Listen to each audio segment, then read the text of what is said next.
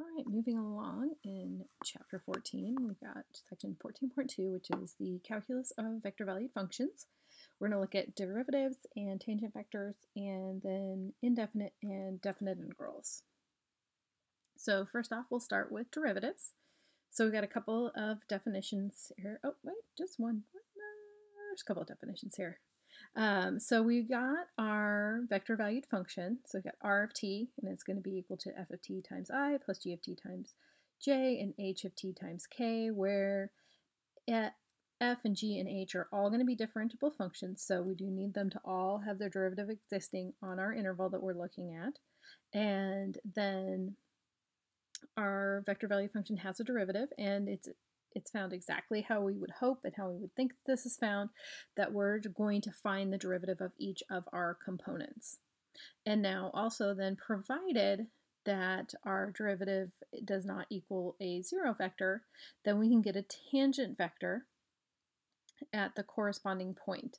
And the reason why we need our derivative vector to not be zero is that's not going to be a very interesting vector. It's going to end up being the zero vector, or just our vector to our point at that spot. So we do need to make sure when we're talking about tangent vector, it's a place where we're not zero. So just a quick example here of a vector valued function. So we've got e to the t squared I minus j plus natural log of 1 plus 3t k. So the derivative, again, it is really just the derivative of each of our component parts. Let me get my handwritings figured out here. There we go. So the derivative vector value function. So all of the rules that we've had before with derivatives, like chain rule, product rule, quotient rule, all of those rules still apply. So when we've got e to the t squared, we'll take the derivative of the e part, which will give us e to the t squared, and then we need to use the chain rule, and we need to take the derivative of our exponent, so we get t squared, or 2t, excuse me, times our I vector. And the function in front of j there, it is a 1, and its derivative is 0, just like it's always been. So if you have just a constant, its derivative is 0. And then the derivative of natural log is going to be 1 over what is inside of that logarithm times the derivative of what's inside that logarithm.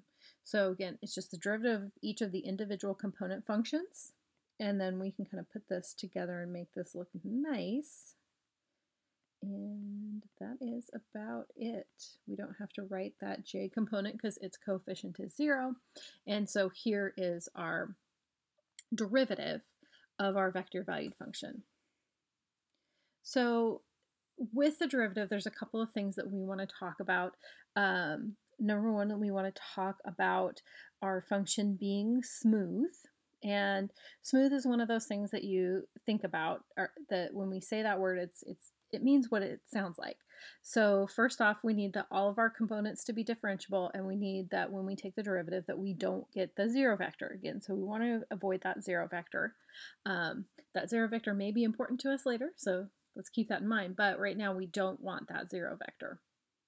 And to be smooth basically means that there's no cusps or corners. So it's like we've always kind of said with functions, you know, we don't want our vector value function to do any kind of weirdness like that, or, whoa, that made that a line. Any weirdness, oh, why it is being really shapy here. Okay, let's see if we can get it to not be so shapy. There we go. So say we have, this is our graph of our vector valued function. This one is not smooth because it's got a cusp right there and a corner right there. So we don't want those things. So we want it to be, you know, nice and smooth. It can loop back on itself and do whatever. And, you know, say here its direction. Oops. Do some arrows on there that don't make any sense. There we go. It needs to go like that, and then back around like that, and then that. So as long as it doesn't have those cusp and corners, then we're smooth. And we want things to be smooth because then it's, you know, that means it's differentiable and the derivative exists and all that good stuff. Okay, so kind of moving on here. So one more definition that we've got. So we've got our vector valued function, and it's a smooth parameterized curve.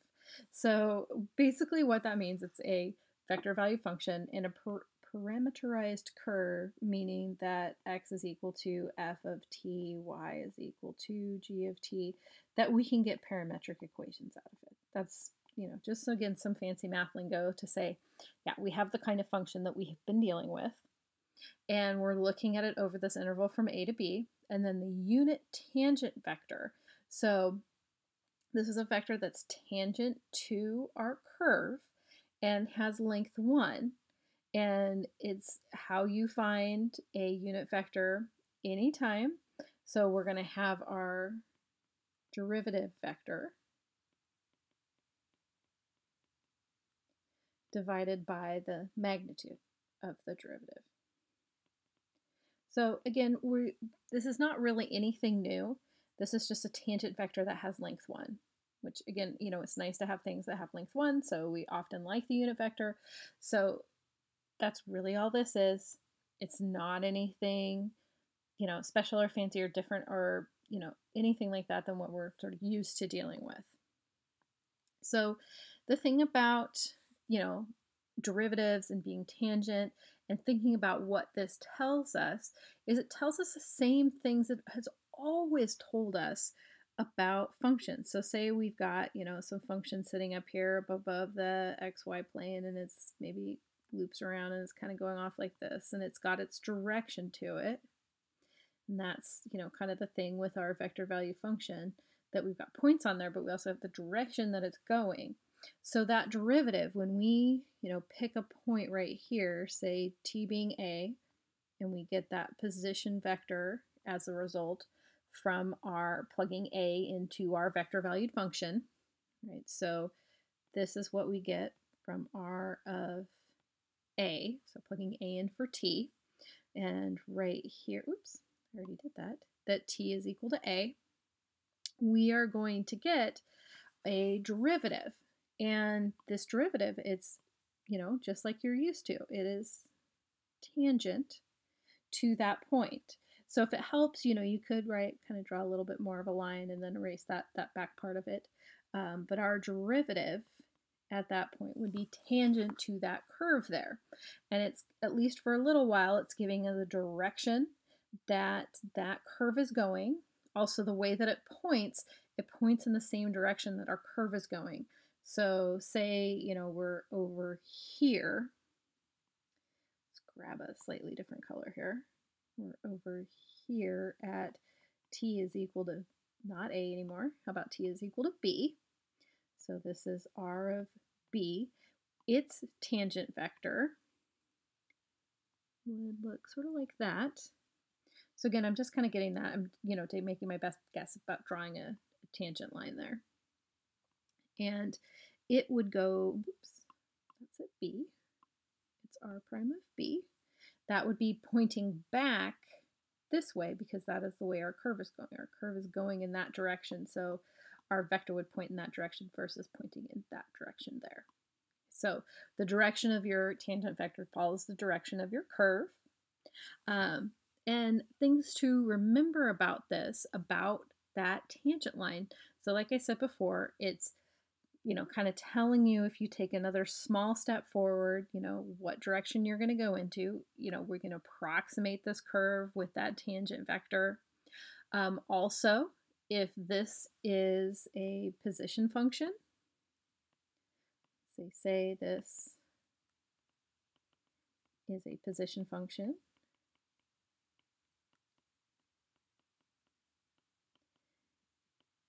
then our derivative, just like it's always been, is the velocity.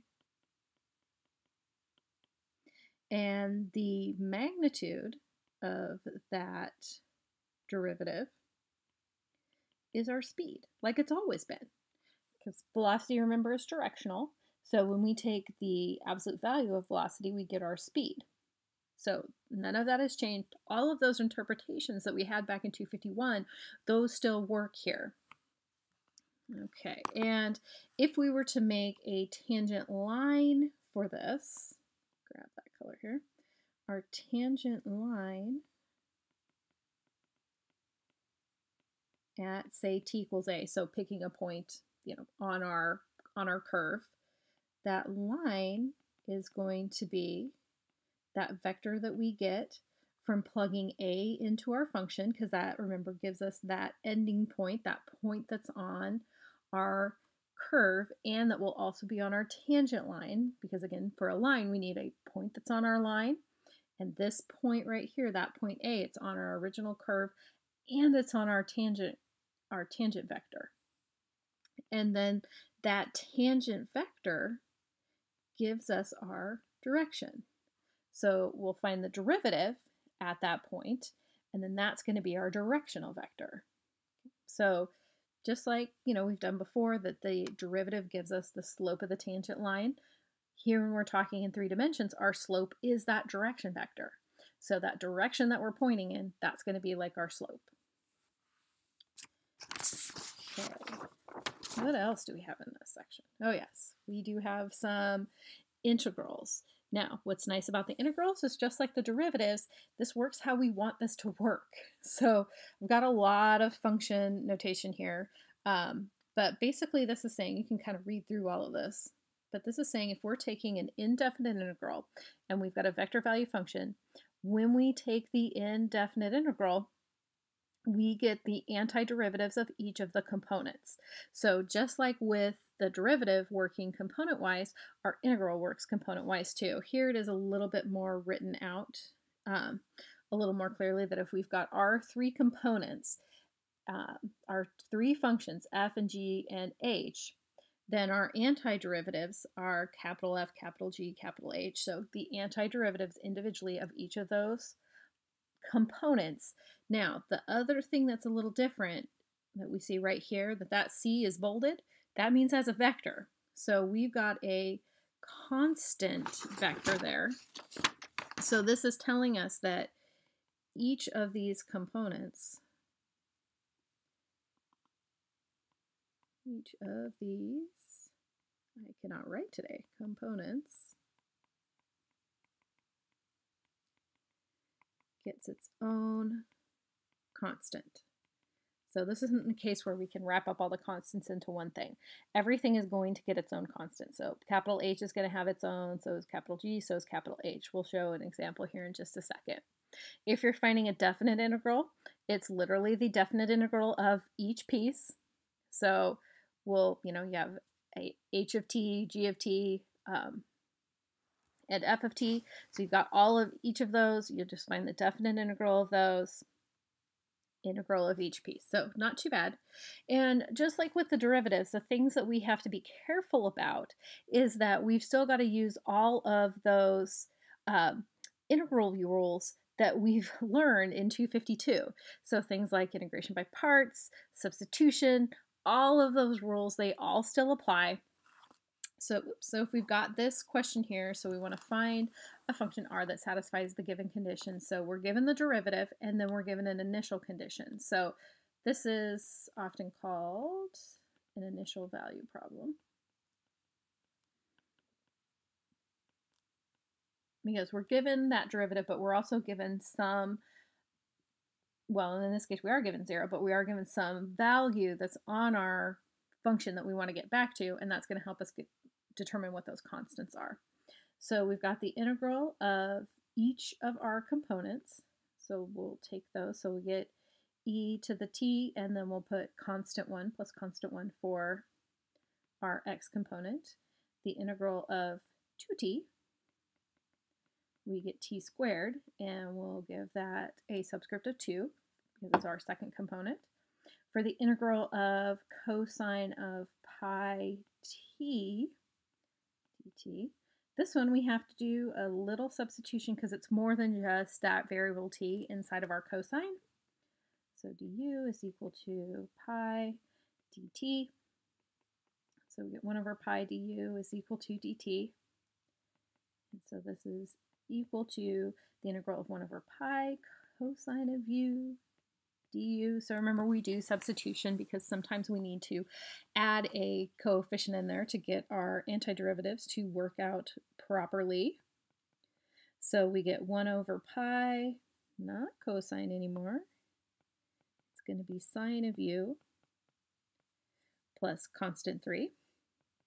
and then we'll substitute back. And so we get sine of pi t plus constant 3. And then we're going to use our initial condition and find each of those 3 constants. So this one tells me that when t is 0, our x value is 1. So remember that that 0 there, that's standing in for t. So this is saying that when t is 0, the output needs to be 1. E to the 0 power is 1. So constant 1 is 0. So that was nice, and that happens sometimes. All right, the next one, we'll do the same thing, and now we're looking at the y component. That's telling us that when we plug in 0 for t, we get 4 as an output. So plug in 0 for t plus c2, and we need to get 4 as an output. So that tells us that c2 is equal to 4. And then again, we do the same thing for the z component. That's telling us in our third one here that our output is going to be 2 when we plug in 0 for t. And sine of 0 is 0. So just like kind of the last one, this one works out nice. That c sub 3 is 2. So because we have all of those conditions, we know what all of those constants are. R of t, the x component, is just going to be e to the t, because our constant was 0. Our second component is going to be t squared plus 4, because our constant was 4. And then we're going to get 1 over pi sine of pi t plus 2. And there is our vector value function in that component form. If you want to write it as the parameters or the parametric form, of course you can do that if you want. Either one is fine, especially if we don't specify. Plus 2. There we go.